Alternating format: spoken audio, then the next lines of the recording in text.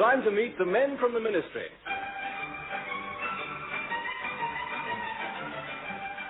We present Wilfrid, Hyde, and Richard Murdoch in The Men from the Ministry, a weekly tribute to our government service, that intricate cobweb of departments, committees, and subcommittees, all of whom keep minutes, and many of whom waste hours.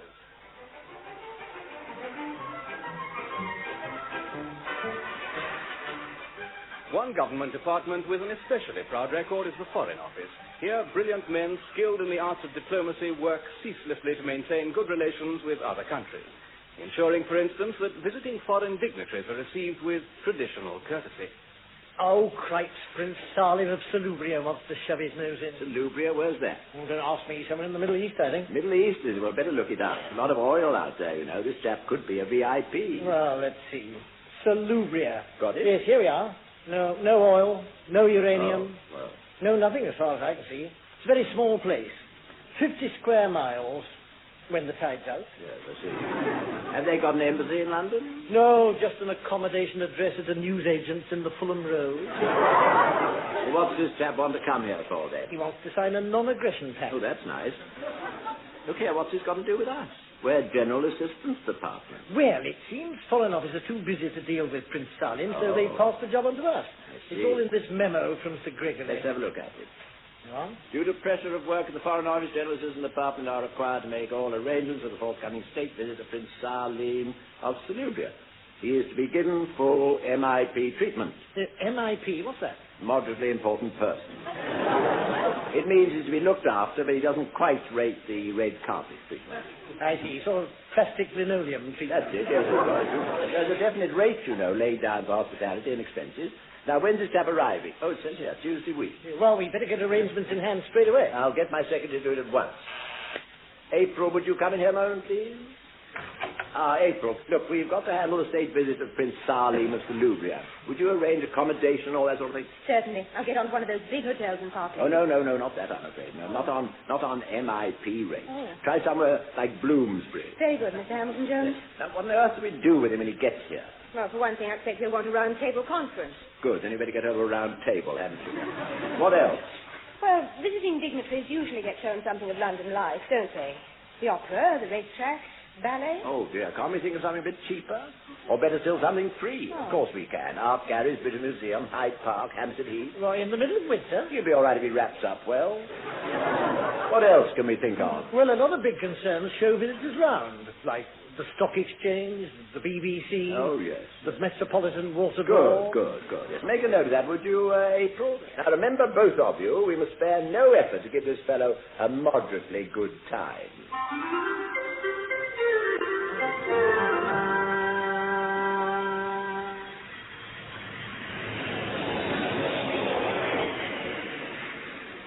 Attention, please.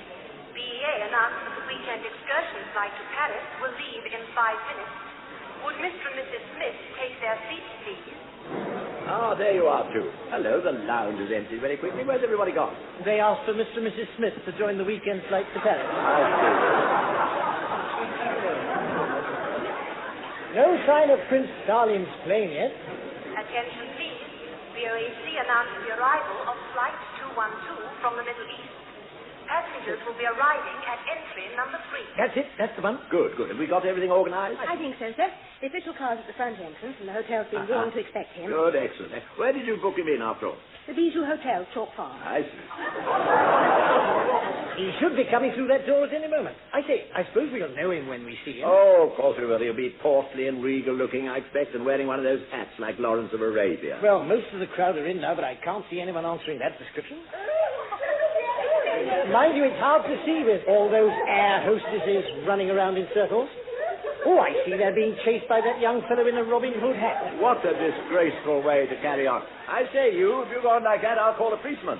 In that case, I shall immediately claim diplomatic immunity. Oh, will you? Then may I ask who you are? Certainly. I am the Prince Salim of Salubria. And this time you learn, but... welcome to Britain, Your Majesty. Dear Princess, welcome to Britain. How good to see you. My name's Hamilton Jones. This is Mr. Lamb. Take no notice, I was only joking, you know. He was only joking. Only joking, I see, yes. Yes, we have a car waiting for you. Good. I must just make sure that all the baggage has been collected. Fatima, The bag. Yes, Your Majesty. Hello, who's this? No one of importance. Fatima is my wife. Your wife? Oh, dear, I'm afraid we didn't realize it was the sort of trip that wives were brought on. Well, I was undecided, but in the end I thought I would bring a few. I see. Well, no doubt we can make a... What? Did you say a few? Yes. Only 8, you see, only 8. They are the quarter-finalists in the Royal Wives Tennis Tournament, you see. Well, I brought them here as a prize. The other 56 have remained at home. Do you mean to say you've got 64 wives? 64, yes, that is all, 64. But you must remember I have been collecting for only 10 years. Or is it 9? Anyway, I received my first 3 as a present on my 14th birthday. Would you believe it? And all I got was a copy of Scouting for Boys. Oh, my goodness, 8 wives. Dear me, April, I'd better ring up and book every spare room in that hotel, would you? Very good, sir. And who is this charming lady? I do beg your pardon. I'm so sorry. I forgot. Your Majesty, I'd like to present to you my secretary, Miss April Adams. Well, how very generous. You could not have chosen a nicer present. Fatima, put her with the others, please. No, do put her down. I'm afraid you don't understand. When he says he presents her to you, Presents you. he doesn't mean he presents her to you.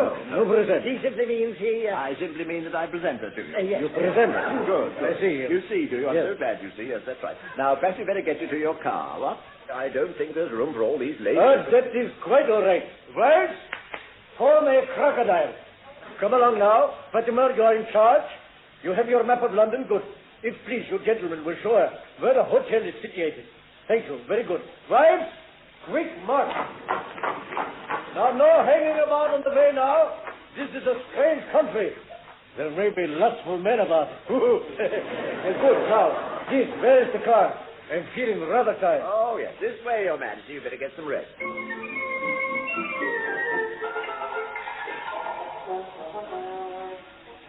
Honestly, one, I can truthfully say these few days with Prince Salim have been amongst the most trying of my life. You're quite right, too. He's up to more mischief than a wagon load of monkeys. What about that time he gave the slip at the National Gallery? It was extraordinary. You'd have thought he'd really liked to have seen Britain's artistic treasures, wouldn't you? Well, when I caught him sneaking out, he said he'd sooner see him at the windmill. Disgraceful. Then there was that ugly scene when we showed him round St. Paul. Oh, my goodness, yes, up in the Whispering Gallery. I'll never forget what he whispered that party of college girls. And what about that foggy day at the Tower of London when he chased everything in skirts and finally got knocked down by a Seaforth Highlander? Not to mention our disastrous visit to that charity organization. Oh, yes. Mind you, it was rather an unfortunate choice. The Society for Saving Abandoned Women. Perhaps it was, but he shouldn't have asked the president to save half a dozen for him, should he? Well, quite right. Anyway, we should be on a safer wicket here, too. I don't think even Prince Salim could get up to mischief in Broadcasting House. No, it was kind of them to take him off our hands and let him sit in the studio upstairs. Yes, nice. He'll be able to watch the program going out and... Don't he will. Oh, my goodness. What? I've just realized which program they're doing up there. What is it? Woman's Hour. Well, never mind. I expect they've got him under control. I'll just switch on this radio and see. I think the program should be starting round about now. What I did was my old dish mop. And here is Prudence foot. I expect many of you have stood at the kitchen sink and wondered, as I have,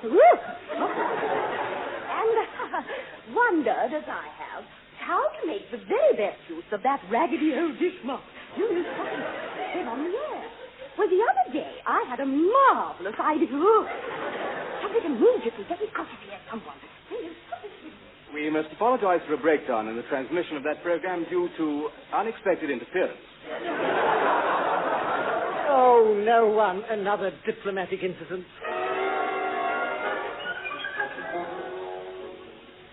April? Is it true what Mr. Lamb's been telling me about this prince? Well, I don't know what your boss has been telling you, Mildred, but judging from your tone of voice, yes, it is. Oh, isn't he awful? When can I meet him? Any minute.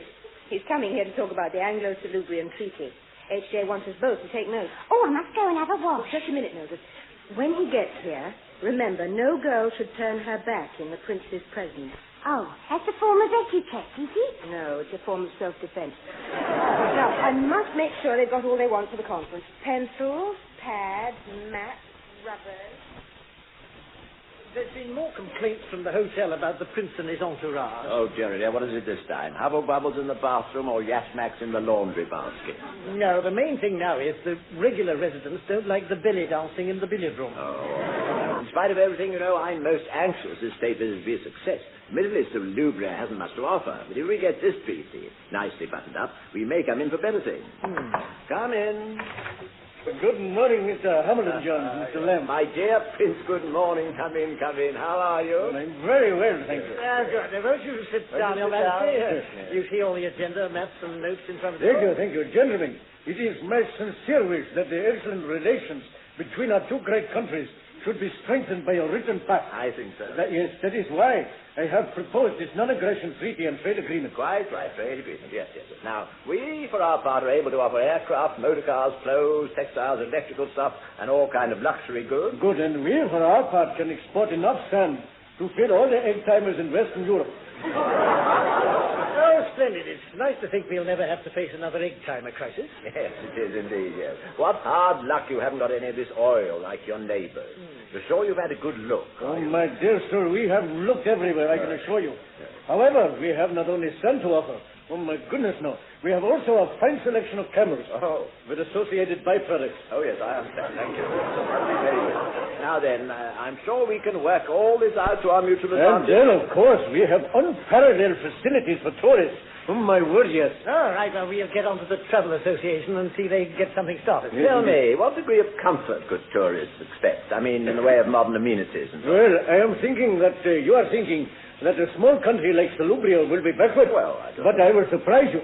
Already, we have a sewer. A sewer? A sewer, yes. Oh, isn't that nice? Indeed, yes, very nice. We are being very proud of it. Oh, you are. I had the privilege of opening it myself last month. Yes, indeed. We are naming it the Prince Salim Sewer. Oh, what a clever idea. Oh, it is the envy of all our neighbors, I can tell you. Now, we could... We shall be pleased to arrange for tourists to visit this marvelous construction. Oh, my goodness, yes. My brother has an ex-army truck, which will be ideal for the transportation of sightseers. We can take them down to the sewer, of course. And then... Yes. It sounds most attractive, concern. Yes, most attractive. But, Your Majesty, I think it's time we got down to brass tacks on the exact terms of this agreement. April, Mildred, you're making notes, aren't you? Now, the way I see it is this.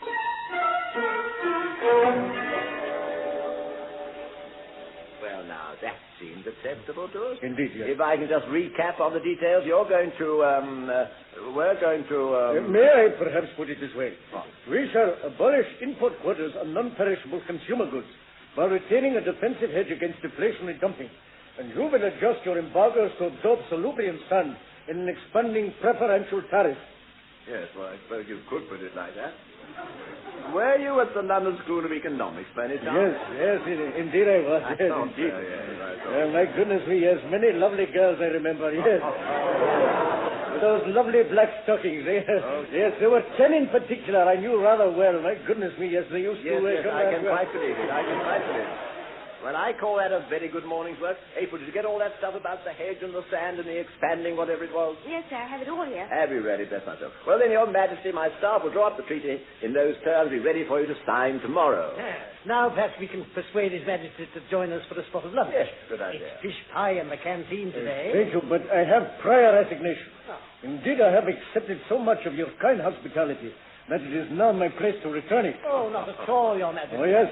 I wish you all four to come to dinner tonight at the excellent Bijou Hotel, Choke Farm. Oh, I'm taking over the top floor for the purpose. Yeah, really awfully good of you. I have invited some of my countrymen who are in London to share some traditional Salubrian food. It will be a traditional Salubrian party, and my wives will perform traditional exotic dances. Oh, my goodness, it's well, in that case, we'd be delighted to come.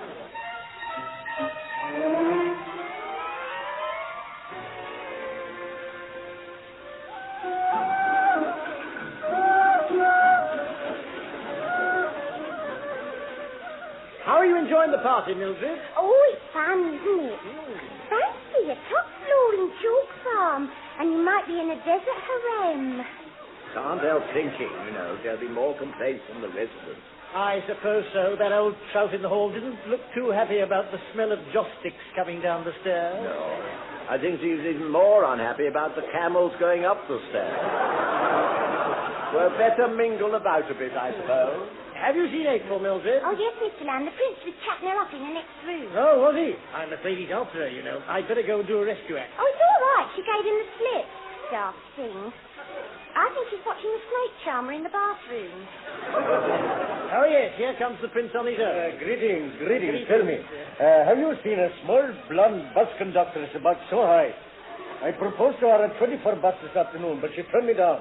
So I'm asking her to my party to have another try. But are you sure you need another wife, Your Majesty? Surely 64's enough, isn't it? Enough? Yes. Yes, perhaps.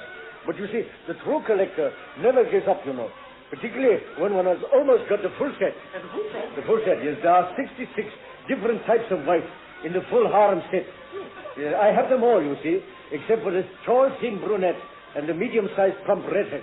Then why do you want a small blonde? You must have one already. But, my dear chap, if one has two the same, they're always useful for swaps. Well, if my bus conductress is not here, I shall seek the beautiful Miss Adams. Excuse me, please. Just a minute. He disappeared into the smoke from all these hubble bubbles. Oh, it looks as if he's on the prowl. It's lucky that I'm here to protect you, Mildred. Oh, thanks very much. Oh, I shouldn't mind your own business. Where's H.J., by the way? He's sitting on a couch with the prince's head wife drinking wine from a goat skin. I don't think he wanted to be disturbed.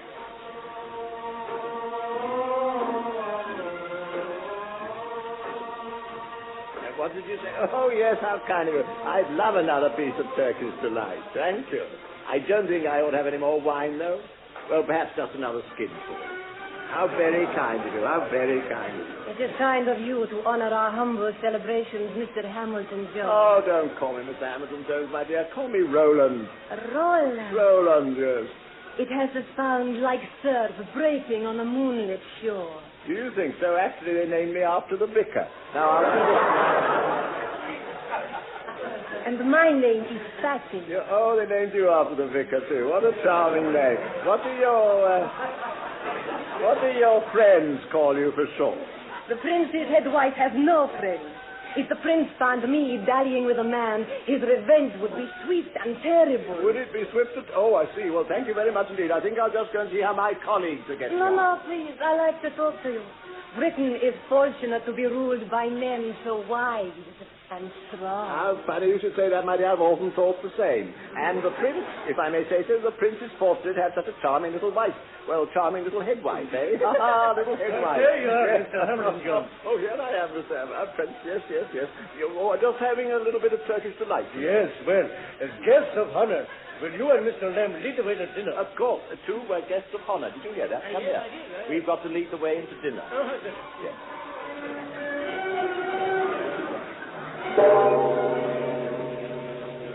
Gentlemen, please be seated. Yes, thank you very much. What's on? On the floor, of course, don't fuss. It's an Eastern custom. Oh, is it? All right. Well, I'll have to be careful not to show my suspenders. I say I'm starving. In accordance with our custom, I begin the banquet by presenting to our guests of honor the great traditional delicacy of our country, which they will share between us. Thank you. Charming idea. Peace be with you, gentlemen. And peace be with you too, Prince. Yes, thank you very much. You think of everything. Now, what about this delicacy? What is it exactly? Well, it is a whole sheep's eye. Oh, a whole sheep's eye. Here you are. Let me No, thanks, Bud. No. I don't feel so hungry now. You have it. No, my dear fellow, you have it. You can have my share as well. No, honestly, it's too great an honor. You have it. No, you have it. No, you have it. No, you have it. I won't. You will. I can't. You must.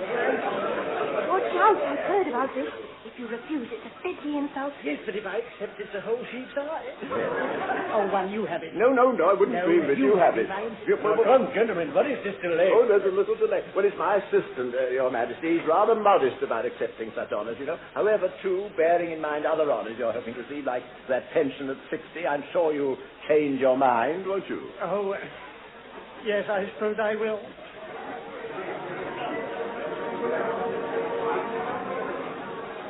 Well, too, you didn't eat much dinner. Oh, dear, the prince is standing up. That means speeches.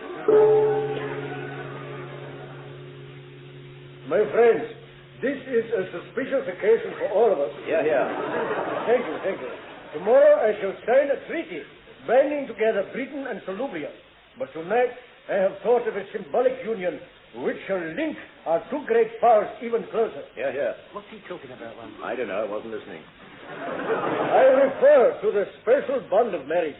I am pleased to say that my choice for the 65th bride in the Salubrium Harlem has fallen on a British girl, Miss April Adams. What do you mean by that? I say, April, do you know anything about this? Only that I'm not very keen on the idea. I should think not indeed. 65th. I'm sure my generous British host will be agreeing to this. Not on your Salubrian Nelly. I've never heard of such a thing. Come, gentlemen, this is not the spirit of mutual cooperation of which we spoke. That's got nothing to do with it. When we said we'd supply you with all kinds of luxury goods, that didn't include ministry secretaries. Then I must make it clear that if I do not marry Miss Adams, I shall not sign the treaty. But this is monstrous. Monstrous is it? You choose to insult the good name of Salubria. You know my terms. Miss Adams hand in marriage or no treaty. But Her Majesty's government... I am not wishing to know about Her Majesty's government. Kindly leave the Bijou Hotel so far. Very well. Come along, True. I have a feeling we're not welcome. Oh, dear. What is Sir Gregory in the Foreign Office going to say?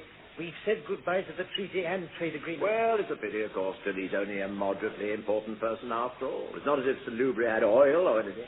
I shouldn't be surprised if Sir Gregory's glad to see the last of it. Well, you're right.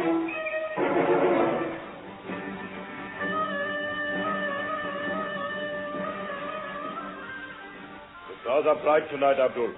I think our Salubrian ancestors smile on us. It is so, my friend.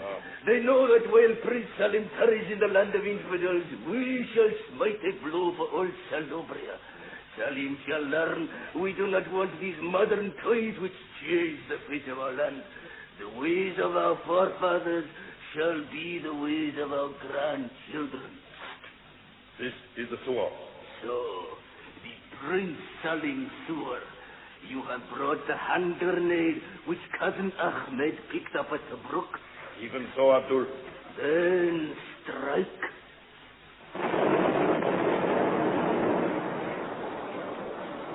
So perish the unholy schemes of Western infidels. It is well done, my brother. By the beard of the province, what is this? Help! This foul black liquid is all over me. It is gushing forth as a mighty fountain.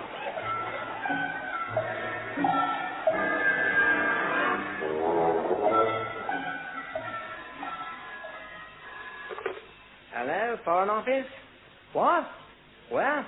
Oh, my goodness. Very urgent. Yes, I see. What is it, Captain? Panic stations. They've made the biggest oil strike of the century in some place called Salubria. The PM wants us to fix an immediate treaty with their ruler, Prince Salim. But he's not in his country at the moment. Tricky. One of the great powers got hold of it already, I expect. Probably wooing him for treaty themselves. Treacherous swine. Well, they won't beat us. Bring him I-5. Tell him we must find out what country Prince Salim's visiting. We've got to get hold of him. Top priority.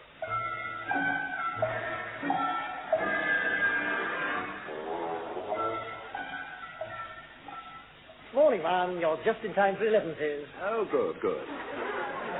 Heard anything from the prince? No, I imagine he crept off home with a flea in his ear. From that hotel, I'm not surprised. You know, the more I think about it, the more I'm convinced that Gregory will be glad to get rid of him, save all that expense and embarrassment. Yes.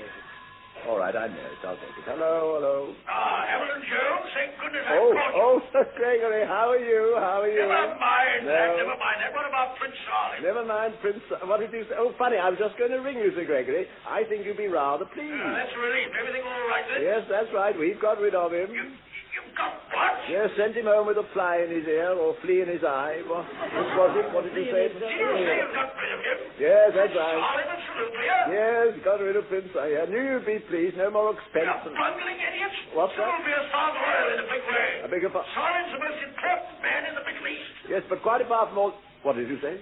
Oh, dear me. Perhaps you're not so pleased after all, then. Bunch of blundering buffoons. Oh, careful. You gang of incompetent nitwits. Steady, Sir Gregory. You'll do yourself a mischief. Listen, I asked you to fix a treaty with the man. Is that what you did? Yes. Oh, yes. Well, we've got the treaty. Oh, yes. Don't worry. My staff drew up the treaty yesterday. We've got the treaty, yes. Say so. Yes, man. Yes, you're silly old... Yes, you're all right. I'm sorry, I did you an injustice. Yes, you did, you know. Well, when did the prince sign the treaty? When did the prince... Oh, he hasn't signed it, Sir Gregory. No. Matter of fact, come to think of it, he said he wasn't going to. Oh, dear me, I think Sir Gregory's fainted. He doesn't keep himself too fit, you know, put on a lot of weight. Now, listen, I've got just one thing to say to you. Oh, he's come back again. Absolutely What? treaty signed. Yes? Sealed. Sealed. In the Foreign Office. Oh. In 12 hours, or you'll both be out of a job. Oh, dear, I see. Well, Sir Gregory, give my regards to Lady Gregory. Oh, he's gone. I don't like the sound of this, too. For 2 pins, Sir Gregory would turn a bit nasty. You mean, if the prince won't sign our treaty, it's the axe? And he won't sign unless April marries him. But that's utterly unthinkable. Only the lowest, rottenest cad could ever consider the idea. I quite agree with you. Desperate we may be, but there are some depths to which one cannot sink. But, April, think of the sunshine. Yes. The luxury, the companionship of those other 64 wives. You'd love it. And remember, you'll only have 1/65th of the washing up to do. But you see, it just isn't the kind of marriage I've always dreamed of. But must be. You know, just 2 people in some little cottage with wisteria spreading on the walls. Well, this will be just 66 people in a dirty great palace with hysteria spreading everywhere. It's a question of adapting yourself, that's all. I'm sorry, Mr. Lamb. I'd do almost anything to help you both, but not this. Well, then, let me put it another way. Doesn't it occur to you there are times when one must put one's country's interests before one's own? How do you mean, sir? My dear girl, don't you see what's at stake here? Your country needs that treaty. We need Salubrian oil. Oil, my dear girl, is the, oil is the... lifeblood of modern commerce? Yes, oil is the lifeblood of modern commerce, oh, yes. And without it, a country can, die like a withered leaf? Die like a withered leaf, my dear, yes. Don't keep interrupting me. Can't you see, April, if Salim doesn't sign for us, other powers will step in. There could be an ugly struggle, my dear girl, a third world war. Oh. Well, if that's the way things are, I suppose I'll have to say Good yes. girl, good. I knew you wouldn't let us down. Oh. Quick, too, we must get her to the prince before she changes her mind.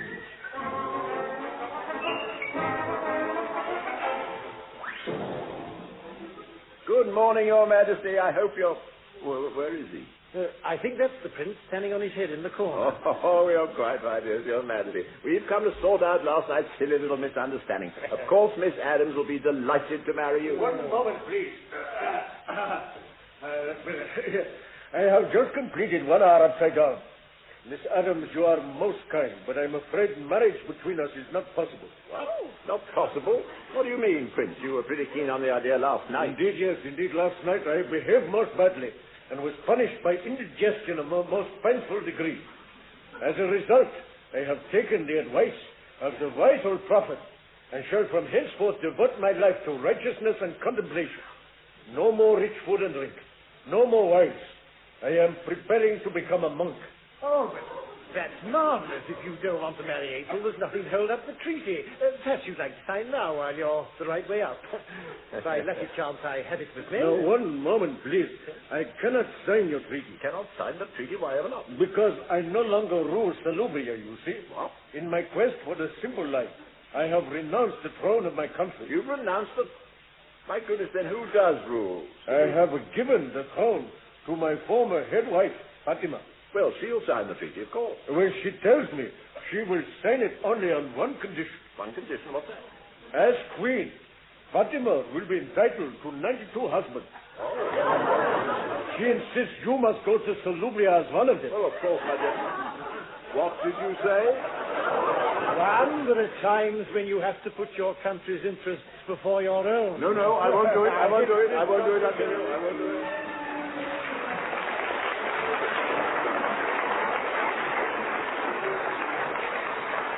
Modelling through in the men from the ministry were Wilfrid Hyde and Richard Murdoch, assisted by Diana Olsson, Norma Ronald.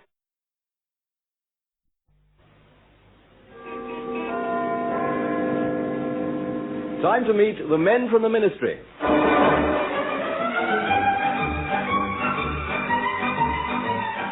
We present Wilfrid Hyde and Richard Murdoch in The Men from the Ministry, a weekly tribute to the men who rule our lives and who know that you cannot fool all the people all the time, unless you make a full-time job of it.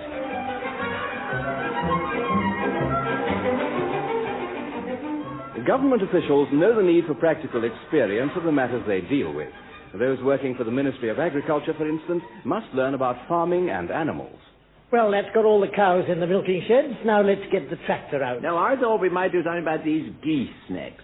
Move them out of the field back into the farmyard. Oh, let's get the tractor out. Now, I'm awfully sorry, but I'm going to move the geese. Would you excuse me, please? Oh, now dear. look what you've done. It was your fault. Knocked the whole farm onto the floor. I heard things break, too. The only one that's broken is the giraffe, and he looked out of place on a farm anyway. Perhaps he did, but he was only ninepence, and I thought he looked rather nice. Oh, well, I suppose we'd better get on with some work now anyway. Since we've been with the Minnebag, it's been all go, hasn't it? There's a vital job to be done, you know. These farmer chaps are very headstrong. There's no knowing what colossal amounts of food they'd grow if we didn't keep them in check. Quite apart from these independent types who won't conform to ministry rules. That reminds me, what happened to that fellow giving trouble with his vegetable marrows? Growing them with less than the requisite number of pips, wasn't he? That's right. When we pointed out his marrows didn't meet government specifications, he turned very nasty. Yes, I remember. Hit back by breeding a marrow with the stripes going round and round instead of... Wretched business. What did we do? Oh, heavy fine. Stopped his fertilizer allocation. Of course. Only thing we could do. And Miss Adams said we'd had some problem from the egg marketing board. What was that? Yes, there's a consignment of eggs they've overlooked. Been in the warehouse for 8 weeks.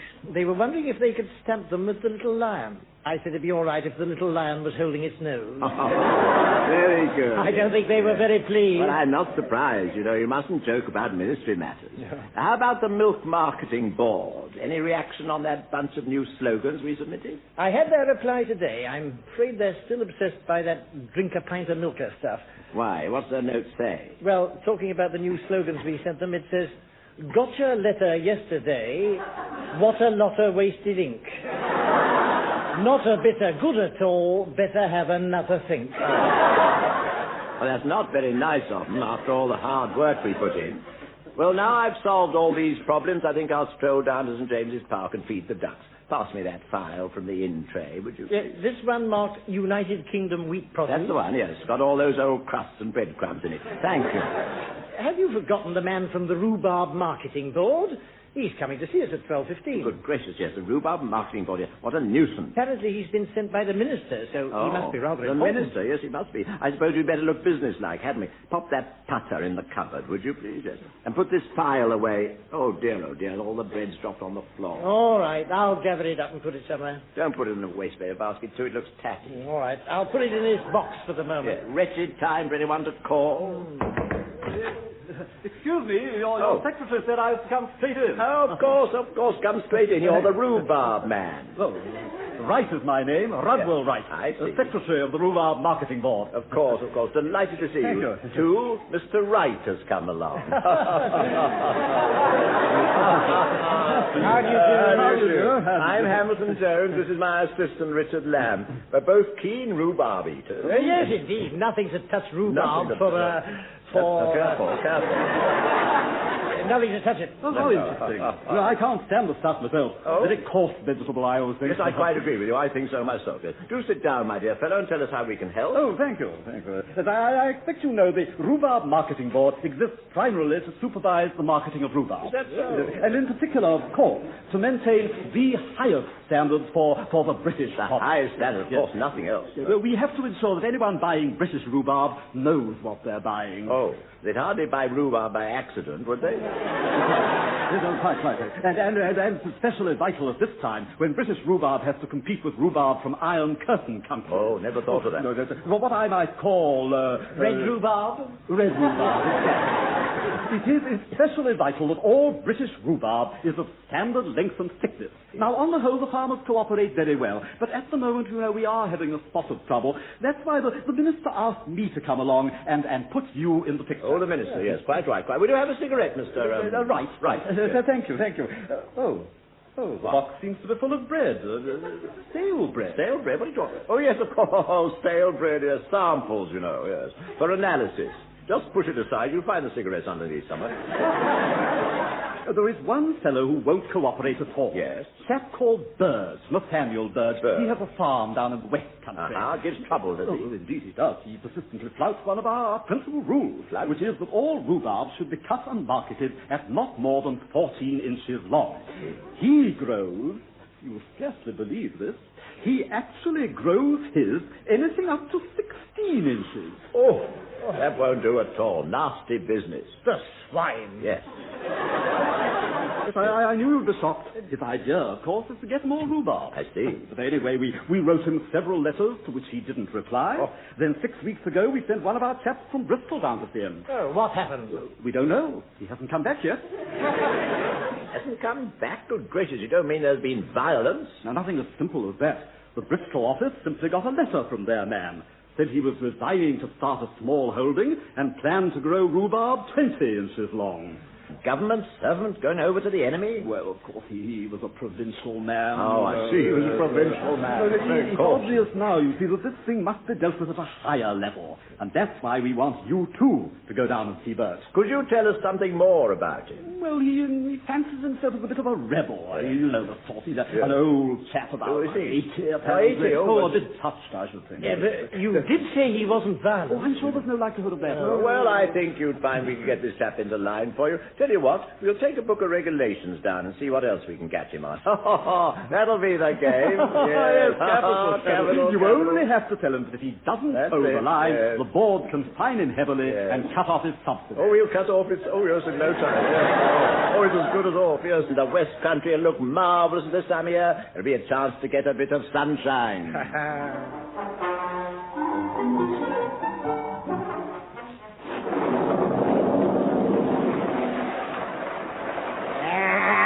I've not seen a better drop of rain since the floods in 1908. They certainly picked the right old day for their visit, didn't they, Rebecca? Who picked the right old day for a visit, Nathaniel? Them fancy folk from London did. Them men from the ministry. Danged impudence. You saw their letter, didn't you? Coming today they are. Inspect my crop, they said, with a view to disciplinary measures. Oh. What time you reckon they'll be here, then? There's only one train into grinding all today, and that's at 12 o'clock. So I reckon they'll be here about 5. Oh. I suppose they'll be taking old George's taxi from the station. No. I don't think old George will be running his taxi today, Rebecca. How can you be so sure of that, then?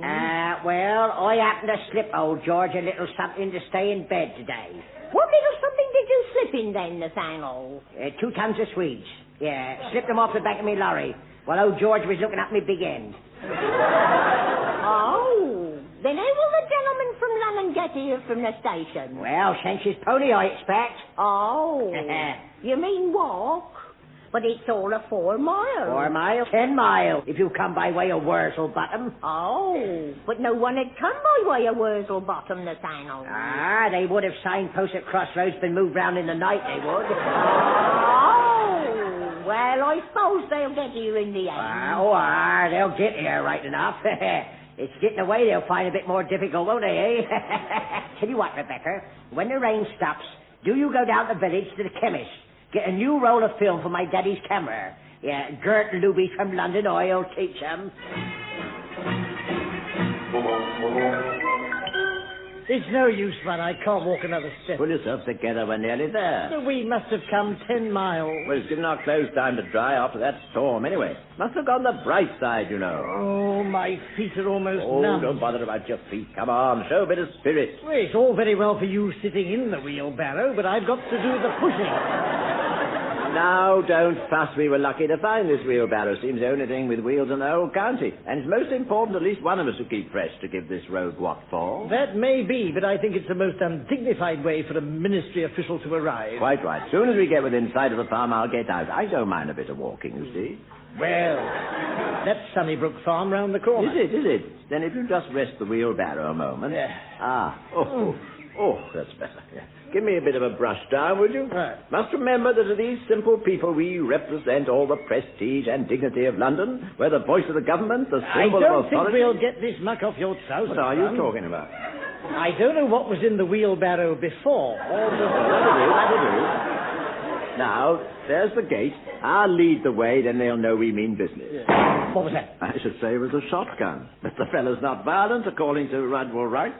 Well, Rudwell Wright could be very well wrong. I'll be very cross if he is.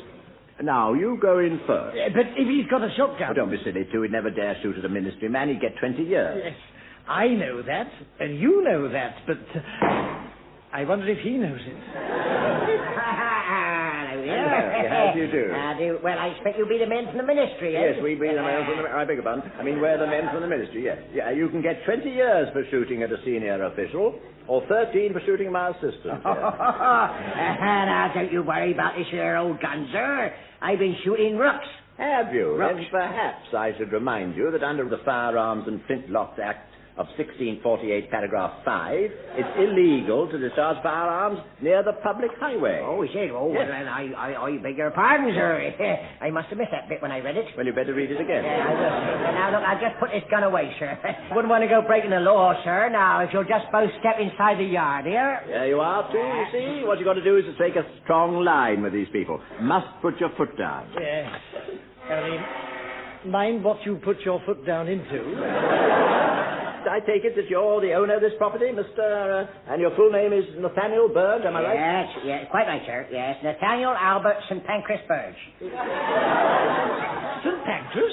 That's right, sir, yes. Well, my old dad, you see, he went on one of these here newfangled steam trains once. He saw the name and took a fancy to it. Now, if you don't want to stand around here fiddle-paddling, do you? No. Come along inside and have a cup of tea. Very kind of you, Mr. Bird, but I think you should know that we're here on a mission of some gravity. Yes, and we ought to go straight out and inspect the rhubarb before it gets dark. Oh, no. It gets dark very late in these parts. Does it? Oh, very late, yes. Well, it's on account of the church clock. You see, it's slow. Oh, yes. Now, come along in, will you? Now, never mind about the tea, eh?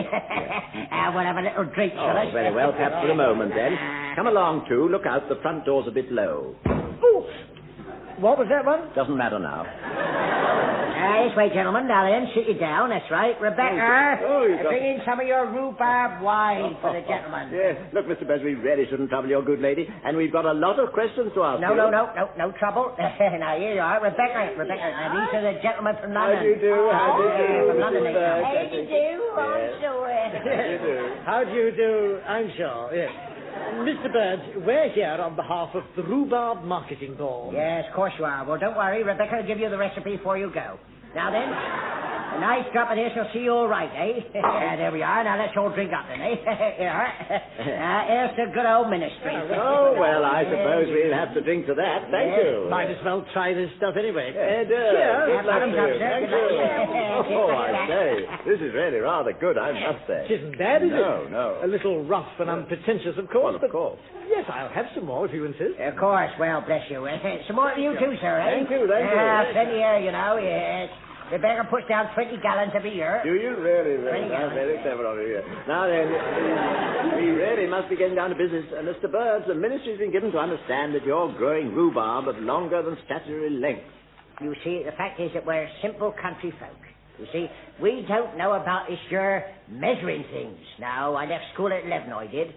Of course, I only started when I was 10 and a half. So, it's no wonder I get confused with all this talk and measuring things. Rebecca, fill the gentleman's glass. Oh, thank you. Get another few bottles, will you, old girl? This one nearly empty. Oh, very well, Nathan. Oh? It's not only the length of your rhubarb, Mr. Bird. No. There seem to be other irregularities. For instance, as we came in the house, I couldn't help noticing a large black bull looking out of one of the upstairs windows. Yeah, that's quite right, sir. That's old Rufus. He's a beauty, isn't he? Possibly, but you must realize it's quite against ministry regulations for a bull of that size to have no ring through its nose. It's quite right. You can't just flout the rules, Mr. Bird. That's why we're here to see you. And very kind of you to come all this way, sir, I say. Now, let me pour you another cup of water. Thank you. Of course, you won't find us unreasonable. If you play ball with the ministry will play ball with you. And in that way, we can all play ball together. We can all play ball together. Exactly. Yes. This rhubarb wine really is excellent. Very subtle flavor, isn't it? So old Fred said, he said, and why didn't you try to turn the old cow around the other way? Very amusing, Mr. Bird. Thank you. You're quite a raconteur, you know. By the way, did I tell you that story I heard on the bus the other day? No, I don't believe you did. Well, then I hope she'll have the pleasure to tell it to us now, Yes, sir. certainly. And we'll hear it. Now, fill up the glasses, Rebecca. No, really, it's the third bottle. Don't you worry, sir. Oh, don't worry. It is very gentle, this rhubarb wine. It is gentle. Oh, yes. A Berger down in the village. He drank 12 bottles last New Year's Eve. Oh, and didn't he wake up with a hangover? Oh, no hangover at all. Well, as a matter of fact, he didn't wake up at all. No, and then, of course, he'd been poorly for a long while, you see. With the crumbles, you know. Oh, the crumbles. Yeah, Crumbles. Well, good health. Yeah, good luck with Now, what about this your story of yours? Oh, yes, well, I thought it was rather amusing. A fellow in front of me in the bus was telling it to his friend. Oh. It was about an Englishman, an Irishman, and a Scotsman. This is going to be a very good one. Yes, I think so. Let's wait a minute now. Yeah. It seems that the Englishman, the Irishman, and Scotsman were all staying in a hotel. Yeah. And then there was a chambermaid, who apparently was a rather attractive girl, attractive chambermaid, you know. She was going around the rooms, turning down the beds and that sort of thing. You follow me? Oh, where with you so far? Good. Well, she went to the Scotsman's room, and he said, I won't attempt to do a Scots accent, though the fellow on the bus did it rather well. Anyway, the Scotsman said, I shan't want tea in the morning. Yes, sir. So then she went into the Scotsman's room, and... No. What? She's been in the Scotsman's room. Oh. This must have been the Englishman's or the Irishman's. Oh, I say, did I say she was in the Scotsman's room? Yes. Well, you're quite right, thank you very much. Then she must have gone into the Irishman's room, you see? And the Irishman said, I shall want tea in the morning. Yes. And after that, the girl went into the... which room had she been in before? She went into the Englishman's room. Yes, that's right. She went into the Englishman's room. Yes. Well, what happened then? I don't know. The bus reached Hyde Park Corner and the fella got off. Rather a pity, I thought. Well, never mind, sir, never mind. It was quite funny enough as it were. As far as it went. Very good, sir. Wasn't it, Rebecca? Yes. Very funny. Very funny. You mind if I tell you, Rebecca? Yes. My goodness, I haven't enjoyed myself so much since BJ night. Or was it B night? I always get it muddled up. Drink up, too. You're lagging behind. I was just thinking what a marvellous time people have in the country. You know, we Londoners have lost touch with life's simple pleasures. Yes, simple pleasure. You're quite right. I don't know how you put up with that there in London, from what I hear of it. You don't have no fresh air? Don't wake up and hear the birds singing? No, you sometimes wake up and hear the birds coughing. And there's all that traffic and the noise, not the way we were meant to live, you know. You're quite right there, sir. Of course, I'm a countryman at heart, actually, descended from farming stock, you know.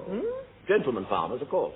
What a coincidence. I thought you two looked as if you know something about farming. Oh, know something about it, my dear fellow. It's my keenest interest. Often thought of buying a little place when I retire, as a matter of fact. Me too. Well, you're very wise, gentlemen, but why wait to retire? Now, funnily enough, I happen to know a nice little small holding going cheap right now. For sale, you mean? Oh, I don't know about that. Oh, I hardly think one could travel up to the ministry every day from here. No, I don't think we could. No. Perhaps I brought up a bit too soon. Well, have a few more glasses, and then we'll talk about it later. I hate to mention it, but I suppose it really is time we went out to look at the farm. Yes, I suppose it is. Quite right. Mr. Burge, we really must go out and look at the farm. Oh, bless you, sir. You can't go out there now. It's dark. Dark? Dark. So it's bless myself. Do you realize it's 11 o'clock? Oh, dear. Well, it looks as if we'll have to go away and come back tomorrow morning. Yes. No, we can go away. No, never. No, wouldn't hear of it. We can put you up for the night, can't we, Rebecca? Yes. But we've got rooms at the village inn. No, they'll have locked up by now. Now, you stay here. That's all settled. Very, very kind of you, Mr. Burge. Well, what do you think, too? We could get an early start in the morning and see over the whole farm, couldn't we? Well, I'm happy if you are one. Yes, well, as long as it's not the room with the bull in it. Don't you worry about that, sir. That's Rebecca's room now. We'll fix you up. All nice and snug, we'll fix you up. And anyway, the party can go on for a bit, can't it? Now, fill the glasses, Rebecca, and wind up the gramophone. Go on. We'll have some dancing. There's no getting away from it, too. They certainly know how to enjoy themselves in the country.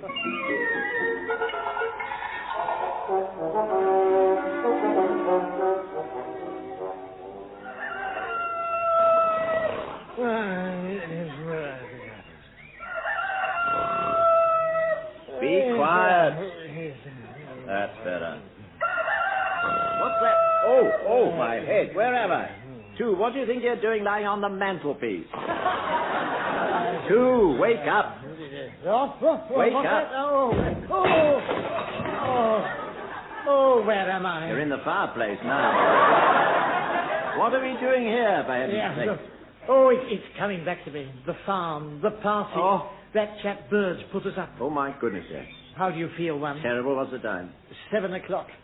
Do you think it's worth going to sleep again? Not unless you could be sure you wouldn't wake up again. What were we drinking last night? Sheep dip? Oh. Mrs. Burge's rhubarb wine. Rhubarb wine? Oh, dear, is that what it was? Rhubarb. Rhubarb, that rings a bell. Oh, yes, we got to give this chap Burge what for? About his rhubarb, of course we That's have. right. It's obvious the old devil's been breaking the rules. Obvious. Remember how he kept holding us back last night when we wanted to go out and inspect the crop? I don't remember a great deal about last night, but I do remember that. Pass me my socks, would you please? Yeah. Thank you. And my briefcase, if you would. Just check the essential papers. Here you are, one. The way I feel this morning, Mr. Burge won't know what's hit him. Let me see now. Form 101, output questionnaire. Hello, what's this? What's what? It looks like a bill of sale. By this deed, we, the undersigned, do herewith purchase from Nathaniel Burge that 30 acres of desirable farming land known as arid pastures.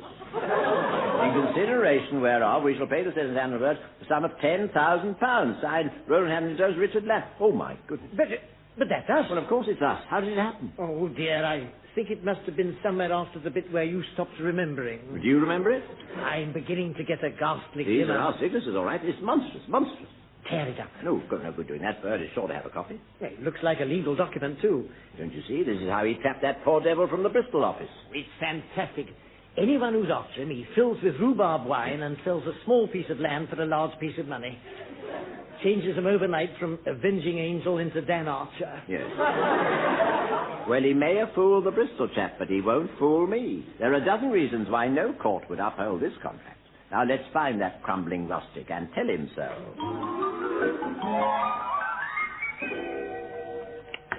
I reckon I could manage another 3 of them there poached eggs. Oh, yeah, then, Nathaniel. Just have a couple more steaks, that's it. Busy day today. I got to shoot them wood pigeons in the top field, and then I got to shoot them rooks. Oh. What about the men from the ministry, then? Well, I may not need to shoot them after all. Yeah, I reckon they'll shoot themselves when they see how the land lies, eh? We'll have no more bother from they. Ah, there you are, Burge. We want a word with you, please. Morning, gentlemen. Well, I hope you slept well. Never mind about that. What about this? Arid pastures. Yes. Oh, yes. You can't enforce this agreement, and you know it. And furthermore... Bless you, sir, I wouldn't dream of enforcing it. If you don't want the place, you just tear it up. Oh? Mind you, now your jobs at the ministry are finished, it'd be a nice place to retire to, Nevertheless, wouldn't it? What do you mean we're not due to retire? Our jobs at the ministry aren't finished. Well, they will be, won't they? When the newspapers get hold of photographs I took last night. Newspaper? Photograph? At our What little... photograph? Well, at our little party, you know, you two gentlemen, you were so merry and friendly with all the drinking and laughing and that. I thought we should have a few pictures, eh? Oh, I don't like the sound of this. Wish I could remember what happened last night. Well, for instance, you, sir. I got a good one of you. Riding up and down and shouting, "Forward the Light Brigade!" and waving your umbrella. Did I do that? Well, it sounds a bit flamboyant, perhaps, but there's nothing basically wrong with riding up and down. But it looks a bit daft on our old black sound. Oh, my goodness. I think I'd better sit down for a minute. You really were rather indiscreet, one. It's all coming back to me. You kept shouting, "Tally-ho," and trying to make him jump over his trough. I remember it now. Well, you should do. You was lying in the trough. Bail it out, you were, with your bowler hat and singing in boating song. Oh. Yeah, I got 2 or 3 copies of that one, didn't I? Well, I'd rather not see them, thank you. Well, I doubt if the newspapers will feel the same way. I think they'll be very interested. Just a minute. You mean we keep quiet about your rhubarb, or you publish the pictures? This is blackmail, Mr. Burke? Well, I just leave you talking over amongst yourselves. Now, come along, Rebecca.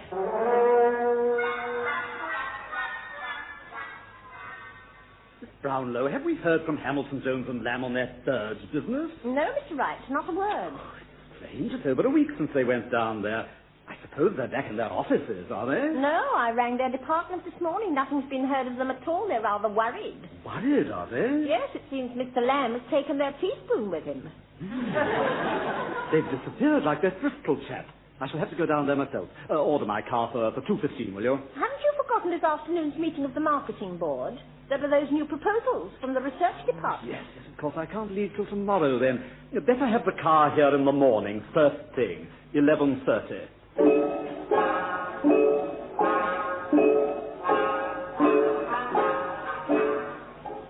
Look, we've got to try something, man. We've been stuck in this terrible country pub for a week, and the truce expires tomorrow. If Birds doesn't get written permission to grow rhubarb of any length, he'll send these pictures to the Daily Mirror. Yes, well, I know the terms of the truce, thank you very much. I negotiated them myself. They give me time to think. Time to get things in perspective and work out a just and sensible solution. Oh, and have you thought of one? No. No. Well, I wish you'd give more thought to our problem and less to that American magazine you found in the bar. True. If anything can help us, this book can. See this article? What? Persuasion pays people-wise. What does that mean? It's by a top American psychiatrist, Julius J. Snyder. He says you can get anybody to do anything if you put it the right way. Try and make them and they won't. But ask them nicely and they will. We should introduce Mr. Snyder to Mr. Bird. That, my dear fellow, is exactly what I propose to do. His methods, anyway. I see now we tackled Birds wrongly from the first. You adopted a hostile, masterful attitude, so he reacted. Now, tonight I'll talk to Birds the Snyder way, show him the rules are for his benefit, explain that by breaking them he lets the country down. Well, if you persuade him to destroy those photographs and cut his rhubarb, I'll eat the first 4 sticks myself. Raw.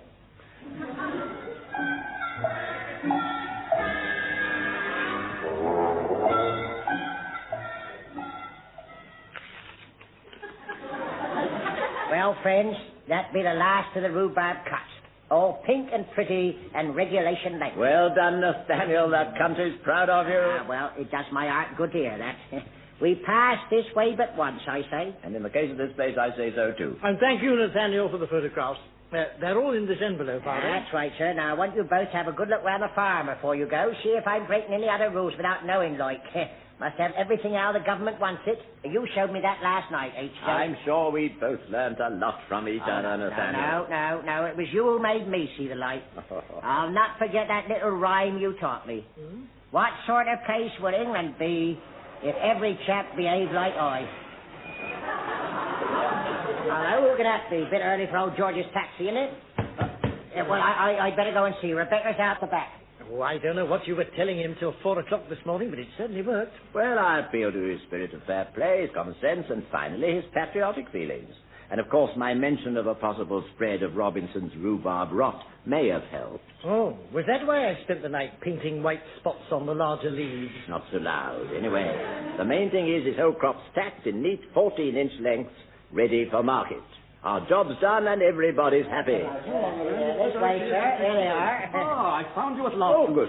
London's been very worried about you. Really? No, we've been guests of our good friend Mr. Bird here. Well, it's a pity you missed yesterday's meeting of the Rhubarb Marketing Board. We made some important decisions. Did you? Our research chemists have made a major breakthrough. They've now discovered that longer rhubarb has more vitamins. Now, guess what? You tell us, Mr. Wright. As from this morning, no rhubarb can be marketed less than 16 inches long. That will be good news for you, Mr. Bird.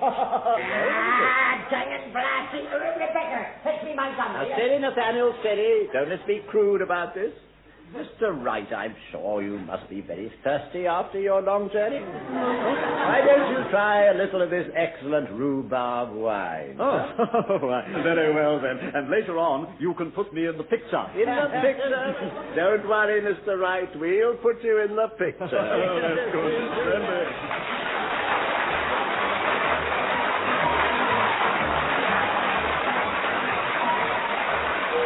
Muddling through as the men from the ministry were Wilfrid Hyde and Richard Murdoch, with Roy Dotrice, Brian Oulton, and Patricia Hayes.